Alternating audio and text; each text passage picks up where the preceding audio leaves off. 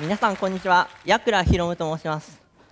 僕は中学1年の時にプログラミングに出会って、そこからプログラマーとして活動しておりまして、例えば第2セッションの篠田さんの話に出てきたデフコンの大会などにも参加したりしてるんですけれども、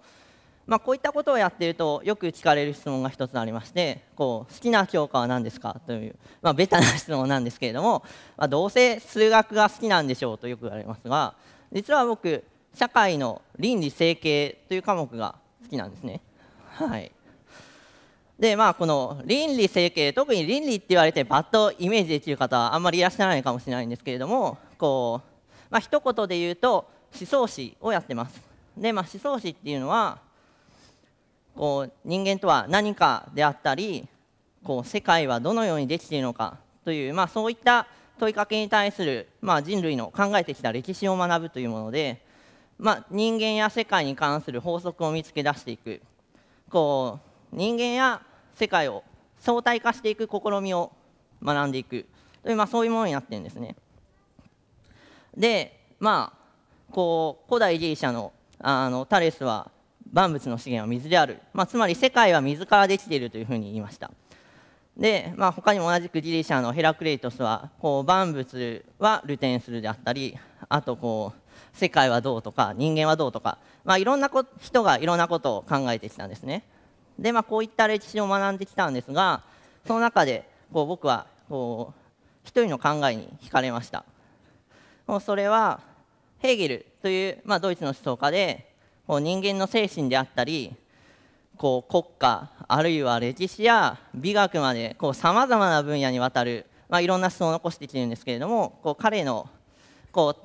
いろんなものを体系的にモデル化するという、そういう部分に僕は惹かれました。でこのモデル化っていうのをさまざまな事柄を論理的に一貫性を持つようにまとめ上げることなんですけれども、例えばニュートンは地球の上で物を離すと落ちるっていう現象や、太陽の周りを地球が回っているという、そういった現象について万有引力の法則というものを導き出すことによって、一貫的に説明できる、そういうモデルを作り上げました。でこのモデル化という作業、実はプログラミングにもかなり共通する部分がありまして、カーナビありますよね。多分皆さんのうちの車にもついていると思うんですけれども、このカーナビすごく簡単にいい経路を見つけてくれますが、これも現実の世界の道や混雑状況をモデル化してやって、数学的な仕組みの中で扱えるようにすることによって、コンピューターがうまく経路を見つけ出してくれるという、そういう仕組みになっています。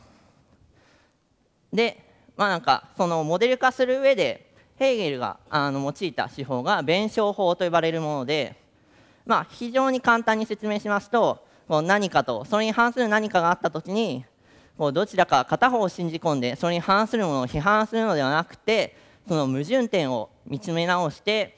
それさえもカバーするような、より本質的でメタな部分を取り出していくという、そういう考え方になります。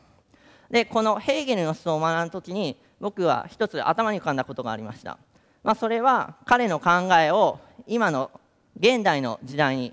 適用するとどうなるのだろうかと。つまりコンピューターが人間にとって変わる時代において、これからどうなっていくんだろうと、そういう部分です。で例えばこれある大学入試の過去問の計算問題なんですけれども、これを手で解くとこうやってバーっていっぱい書いてやっと答えが出るみたいな、そういう問題なんですけれども、これウルフラムアルファ .com というウェブサイトに行って一行式を入力してやるだけで、こうやって答えはすぐ出て、グラフまでご丁寧に書いてくれると、こんなん出ちゃうとあんまり宿題やる気起きなくなりますよね。で別の例で言いますと、例えば GoogleCEO のラリー・ペイジは人工知能の急速な発展によって、ロボットやコンピューターが人間の仕事を奪っていくだろうと、そういうふうに言っています。で実際にオックスフォード大学から出た論文では、今後20年の間にアメリカの雇用者のうち 47% がロボットにとって変わられるだろうと、そういう予測をしています。で例えばデータの入力作業であれば 99% の確率で、あとスポーツの審判は 98%、保険の審査も同じく 98% の確率でもうロボットがやるようになるんじゃないかと、そういうふうに予測されています。でこれ、さっきの話に立ち戻って考えてみますと、こう人工知能や機械学習あるいはロボット工学の発展によって、技術ができることが格段に広がっていると。そういった中で我々人間はどうすればいいのだろうかと。でもう完全に人間の存在意義はなくなると悲観的になるのか、それとも人間は仕事なんてもうやることなくなって自由に生きていけるんだと、そう楽観的に考えるのか、そのどちらでもない考え方として僕は別の新しい考え方を提示したいと思っています。それはコンピューターを通して人間を相対化していく、そういったものになります。でこれヒューマノイドロボットの研究の第一人者の石黒浩教授が作られたご自身そっくりの、これアンドロイドなんですけれども、こういったアンドロイドを作る意義として石黒教授はこうリアルなアンドロイドと共に過ごすことで人間とは何かを考察できる、そういうふうに述べられています。別の例で言いますと仮想の音楽家という思考実験があります。これはコンピューターが自動作曲した曲に対して我々は感動できるのかという話なんですけど、皆さんどう思われますか？自動作曲ということを知っていた上で我々が感動できるのであれば、それは曲のコンテンツ自体に感動していると言えるでしょう。でも自動作曲だということを知ってしまったら全く感動できなくなってしまうかもしれない。そういった場合は我々は作曲の裏にある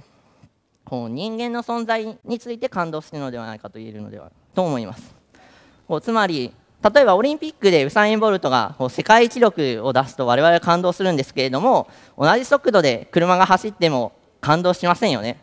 それと同じようなことだと言えるかもしれません。でもその上で自動作曲を実現する上での涙ぐましい努力や苦労の話を聞くと感動できるかもしれません。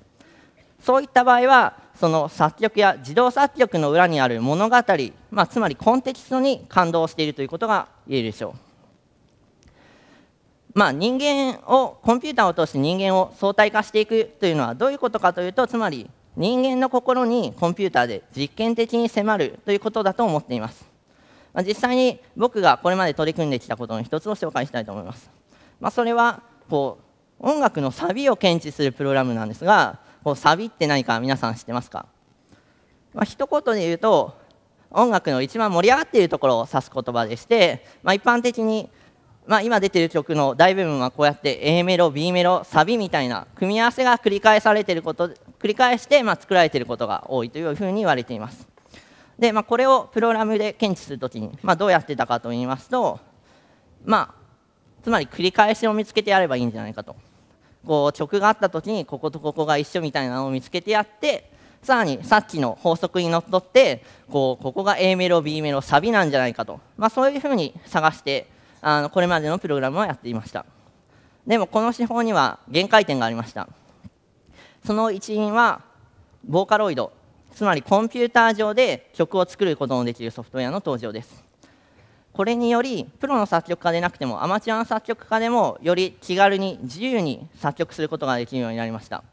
その結果より個性的で多様な曲が生まれるようになって、さっきの法則にのっとっていないような曲もたくさん作られるようになりました。さらにその曲の大部分はニコニコ動画と呼ばれる動画投稿サイトに投稿されていました。つまり曲の長さにも制限がなくなって、すごく短い曲から10分を超えるような大曲まで、本当にいろんな曲が作られるようになったんですね。そうなるとさっきの手法では太刀打ちできません。そこで僕が開発した手法では、このニコニコ動画の特徴的な機能の一つであるコメントというものを組み合わせることによって、新たに精度の高く検知するという手法を作りました。